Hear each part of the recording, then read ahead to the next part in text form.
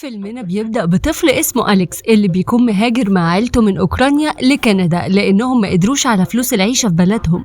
بعد كده بيروحوا لندن بس برضو الدنيا ما تحسنتش لأنهم ما كانوش قادرين يدفعوا مصاريف الإيجار لغاية ما أم أليكس لقت شغل في بنك وحالتهم المادية اتحسنت، وأمه كانت دايما هي اللي متحملة المسؤولية لأن أبو أليكس كان شخص عديم المسؤولية وبيشرب طول الوقت وبيصرف الفلوس على الخمرة، وعيلة أليكس كانت دايما سايباه في البيت لوحده فكان بيقضي أغلب وقته على الكمبيوتر. وأليكس كان بيتمنى إنه يكون زي ستيف جوبز وبيل جيتس، ودول الناس اللي عملت ثورة من شغلها على الكمبيوتر، وحط الهدف ده قدامه علشان يدخل الجامعة. بس المشكلة إن فلوسهم ما كانتش كفاية، وقرر إنه يشتغل هو ويجيب مصاريفه بنفسه، فاشتغل في مواقع بتكسب فلوس، وده عن طريق إنك تدخل على الموقع وتدوس 1000 دوسة مقابل $20. والشغل كان مرهق جدا، بس دي كانت فرصة أليكس الوحيدة إنه يعمل فلوس. أليكس كان بيخبي الفلوس جوه الكمبيوتر علشان أبوه ما يشوفهمش وياخدهم، وبالرغم من إن الفلوس كانت قليلة على مجهوده إلا إنه ما كانش قدامه حل تاني، وقرر يتعمق أكتر في عالم الفلوس. وراح في يوم يقعد على كافيه وسمع في الأخبار إن في هجوم إلكتروني حصل على بنوك الحكومة عن طريق الدارك ويب، ودي بيقودها واحد اسمه زد كان اسمه متورط في كذا جريمة حول العالم والشرطة مش قادرة توصله. في يوم أليكس بيروح من مدرسته بيلاقي أمه منهارة لأنها اترفدت من شغلها في البنك، وبسبب إن البنك بيملك البيت اللي هم قاعدين فيه، واتبعت لهم جواب تهديد إنهم هياخدوا البيت منها لأنها هتكون عاطلة ومش هتدفع فلوس القسط بتاعت البيت كل شهر. وقتها بيروح أليكس يجيب الفلوس بتاعته وبيقول لها ما تقلقش. بتستغرب أمه هو جاب الفلوس دي كلها منين، وبتكون خايفة يكون سرقهم، بس بيطمنها وبيقول لها إنه كان شغال من الإنترنت والفلوس دي كان بيحوشها علشان جامعته. بعد كده بيدخل أوضته وبيكون متعصب من تصرف البنك، وراح على الكمبيوتر وبحث عن أسرع طريقة ممكن يكسب بيها فلوس.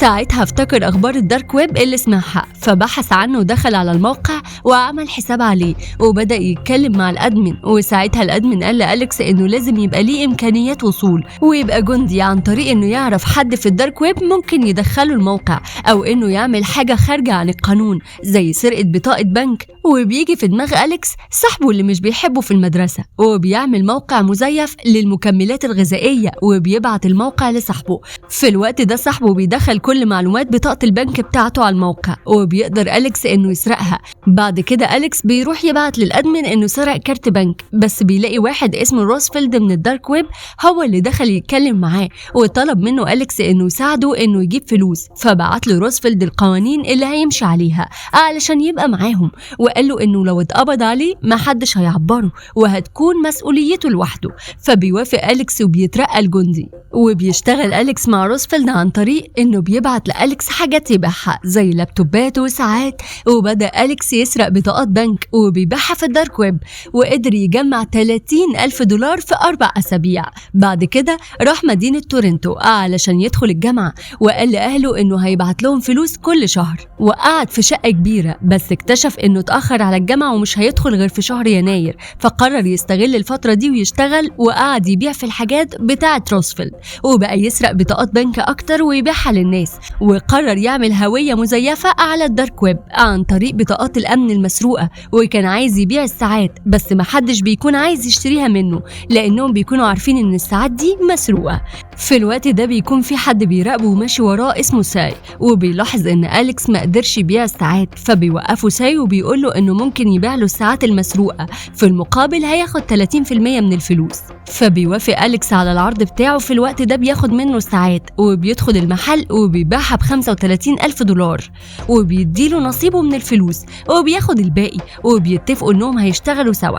أليكس هيجيب البضاعة من الدارك ويب وساي هيبيعها لأنه بيكون عنده خبرة في مجال التسويق وبيبيع الحاجات بسهولة. وفي شهرين ثروة أليكس وصلت $60,000 وبعت شوية فلوس لأهله. في الوقت ده قرر انه مش هيدخل الجامعة لأنه بقى عنده هدف تاني، وبيتواصل مع زد لأنه عارف انه لسه بيسرق البنوك، وبيطلب من ساي انه يساعده انه يوصل لعملاء كتير في البنك علشان يسرق بطاقاتهم البنكية. وأليكس بيكون متأكد انهم فاسدين ويستحقوا السرقة دي، وساي بيتواصل مع حد من اصحابه وبيطلب منهم انهم يصوروا البطايق البنكية أي عملاء كبار يجوا لهم. وفعلا بيصور أصحاب ساي بطاقات كتيرة جدا. وفي يوم اتصلت بيه واحدة اسمها روبن، ودي بيكون صاحبة ساي، وطلبت منه يتقابلوا في كازينو، وبتديله بطاقة بتاعت عميل متحرش في كولومبيا لأنها بتكون عايزة تنتقم منه. وبياخد أليكس البطاقة وبيعرف إنها غير منتهية، يعني فيها فلوس ضخمة، لكن أليكس بيكون خايف إنه ياخد فلوس من الحساب ده لأنه ممكن يكون خطر عليه. بس ساي بيقنعوا إنهم يعملوا لنفسهم هوية مزيفة ويروحوا البنك وهم متنكرين ويسحبوا منها فلوس بسيطة، وبعدها مش هيستخدموها تاني. وبيروحوا بعد كده البنك فعلا، وعلشان يطمنوا إن صاحب البطاقة ما بلغش إنها اتسرقت، أليكس بيشتري أغنية، ولو قدر يشتريها ده معناه إن صاحبها لسه ما بلغش. وفعلا بينجح أليكس إنه يشتريها، وبعدها بيدخل البنك وبيقدر يسحب الفلوس من غير ما يتكشف، وبعدها بيروحوا يحتفلوا في الكازينو. تاني يوم بيقرأ أليكس مقالة ليها علاقة بالبنك اللي أمه كانت شغالة فيه، وبيعرف إن نظامه الأمني بقى مش قوي. ساعتها قرر إنه ينتقم منه، وبيكون هدفه المرة دي هو الانتقام. طلب أليكس من ساي إنه يساعده في الخطة، وبيتنكر أليكس في شكل راجل بريطاني وبيروح للبنك وبيقابل موظفة وبيطلب منها يعمل حساب عندهم لأنه عايز يعمل قرض. في الوقت ده بيحط فلاشة في كمبيوتر الموظفة من غير ما تحس، بعدها الكمبيوتر بيهنج وهي شغالة عليه. بعد كده بيستأذن وبيمشي، وفجأة الأمن بيوقفه وبيطلب له مكتب الأمن لأنهم شافوه وهو بيحط الفلاشة في الكمبيوتر. وساي بيشوفه من العربية وبيروح معاه، وبيقابلوا مدير الأمن في البنك اللي بيطلب من ساي إنه يطلع بره علشان يبقوا لوحدهم. بعد كده بيسألوا مدير الأمن هو إزاي عمل الأكواد دي على الفلاشة، وقبل ما يتكلم أليكس قال له مدير الأمن إنه لو كذب هيبلغ عنه الشرطة. وبتيجي فكرة لأليكس إنه يحور عليه ويقول له إنه عمل كده علشان يثبت إن نظام الأمن عندهم ضعيف ومحتاج تطوير، وبيعرض عليه إنه يطور لهم نظام الأمن من غير فلوس خالص، بس في المقابل ما يبلغش عنه. بيقتنع مدير الأمن بكلامه وبيسيبه وبيمشي. وتاني يوم أليكس بيجيله رسائل كتير من الدارك ويب بتتكلم عن اللي عمله في البنك، وزيد كان معجب باللي عمله. وساي في الوقت ده قرر إنه يظبط ميعاد غرامي لأليكس مع بنت اسمها كيرا لقاها على الدارك ويب، ولما بينزل لها أليكس بيلاقيها لطيفة جدا وبيتكلموا سوا عن زيد، فبتقوله إنه لازم يعمل حاجة كبيرة علشان يقابله. وقال ساي لأليكس يدخلوا كيرا معاهم في التيم لأنها شاطرة وهتفيدهم، فبيقترح أليكس عليها إنها تشتغل معاهم، وبتوافق كيرا من غير تفكير، وبيشتغلوا سوا وبيشتروا كمان طبعة البطاقات بتاعة البنك علشان تسهل عليهم عملية السرقة.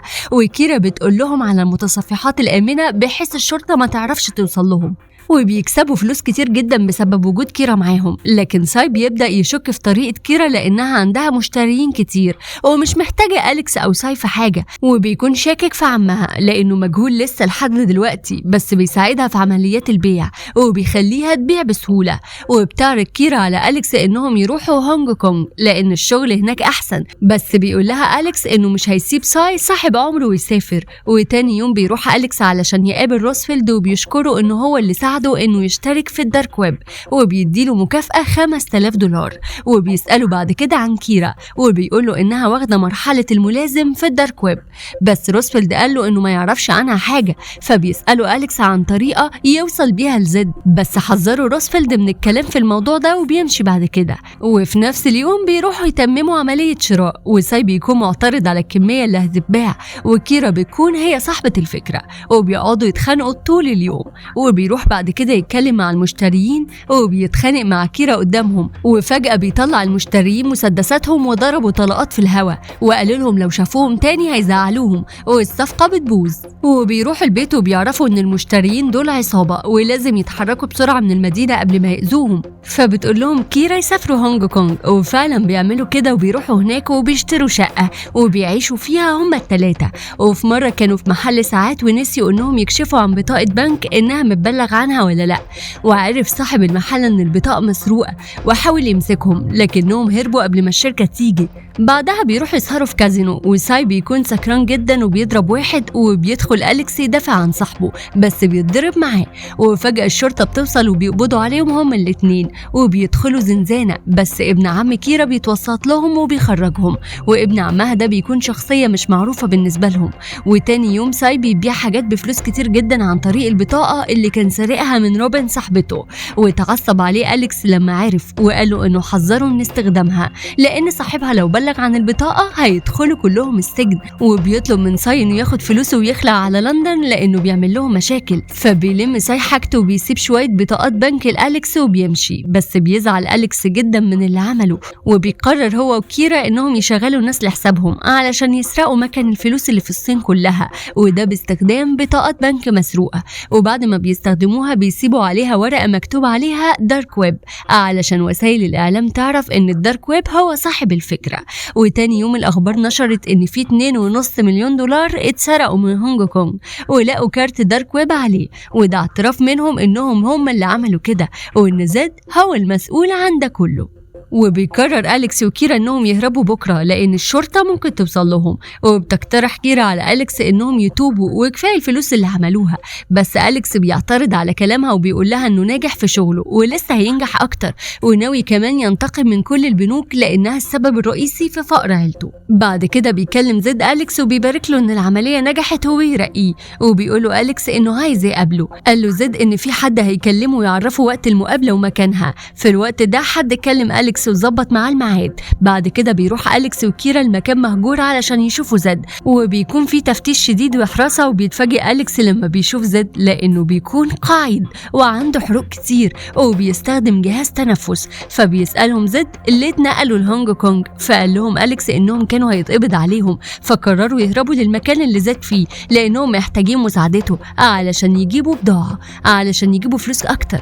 وعرفوا زد إن شغله لو عجبه هيعمل له كل اللي هو عايزه، بس لو ده ما حصلش هيقتله فورا. وقالوا كمان ان اي حد شغال معاه بقى بتاعه خلاص، وبيكون عارف عنه كل حاجة، وبيكون مراقبهم عن طريق رجالته اللي في كل حتة في العالم، وممكن يوصلوا لأي حد في أي مكان. وبعد ما بيخلصوا قعدتهم مع زيد بيروحوا يركبوا العربية، وبيشوف أليكس إن ساي كلمه كتير جدا، وبيسمع منه رسالة صوتية بيقول فيها إنه ندمان على اللي عمله ومش هيعمل أي حاجة إلا بأوامر أليكس. وبيعرفوا إنه موجود في شقتهم اللي في هونج كونج. في الوقت ده الباب بيخبط وبيلاقي ساي 2 مسلحين وبيقتلوه جوه البيت. ولما بيوصل أليكس وكيرا للبيت بيلاقوا ساي مذبوح، وبيحاول أليكس يكلم الشرطة، بس كيرا بتمنعه على قد ما تقدر لأن الراجل الكولومبي اللي سرقوه بيراقبهم، وكمان هو اللي قتل ساي. وبيقرروا يكملوا خطتهم مع زد لانهم لو ما نفذوهاش هيقتلهم.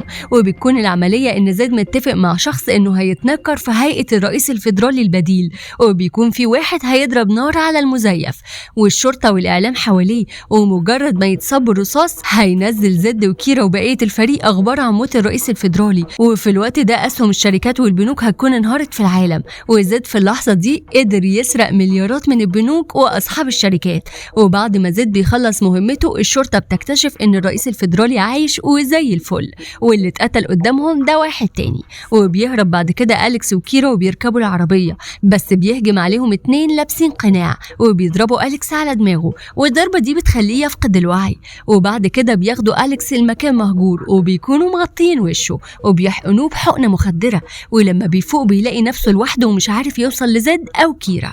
بعد كده بيقرر يسافر تايلاند لانه اتفق مع كيرا انهم بعد ما هيخلصوا العمليه هيسافروا على هناك. وبيحاول يدور على كيرا في كل حته بس للاسف مش بيلاقيها. وبيدور بعد كده على مكان فيه انترنت، وبيدفع بالبطاقه بتاعته اللي بتظهر للموظف انها مسروقه، فبتتصل صاحبه المكان بالشرطه وبتبلغهم. في الوقت ده أليكس بيشوف في الاخبار انهم قبضوا على زد، وكيرا اتقتلت على ايد الشرطه. وبتوصل الشرطه للمكان وبتطلب من أليكس جواز السفر، بس بيكون مستخدم اسم مزيف ومش عارف يثبت لهم هويته الحقيقية. ساعتها الشرطة قالت له يجي معاهم من غير شوشرة، وبيروح معاهم أليكس السجن ومحدش بيكون عارف مكانه بسبب هويته المزيفة. وبعد 2 سنين بيخرج أليكس من السجن، وأول ما بيطلع بيلاقي كيرا مستنياه في العربية، وبيستغرب جدا إنها لسه عايشة. وبتحكي له كيرا إنها شغالة مع الشرطة الفيدرالية وإنها كانت سجينة، بس قالوا لها لو اشتغلتي لصالح المخابرات الأمريكية للقبض على زد هتطلعي براءة. والراجل اللي ساعتها هو كيرتس مدير أمن البنك اللي أليكس حاول يعطل نظام البنك بتاعه لأنه طلع تبع المخابرات كمان، وطلع هو اللي عامل عمها طول المدة دي لأنه انبهر بأليكس وبالأكواد اللي عملها. ساعتها عرف ان أليكس شغال تبع الدارك ويب، وعرف ساعتها ان ده الشخص اللي هيوقع زد. قالت له انهم كانوا مخططين لكل حاجة، وكيرتس طلب منها تقرب لأليكس وتحبه ولازم تقنعه انه يسافر لهونج كونج. وقالت له كمان انها ما عرفتش تزوره في السجن علشان خافت الشرطة الفيدرالية تأذيها، لانها كانت المفروض تكون مختفية تماما. فقررت تستنى كيرا لحد ما يخرج من السجن علشان تقوله الحقيقة. بعد كده اديته جواز سفره الحقيقي علشان يقدر يرجع لأهله من تاني. بعد كده ركبوا العربية ومشوا سوا. وبكده بيكون خلص فيلمنا. ولو عجبكم الفيديو اعملوا لايك وشير، وما تنسوش كمان تشتركوا في القناة وتشوفوا الفيديوهات القديمة، ويستنونا في فيديوهات جديدة. وما تنسوش تفعلوا الجرس وتكتبوا لنا في الكومنتات الفيلم اللي حابين تشوفوه المرة الجاية. سلام.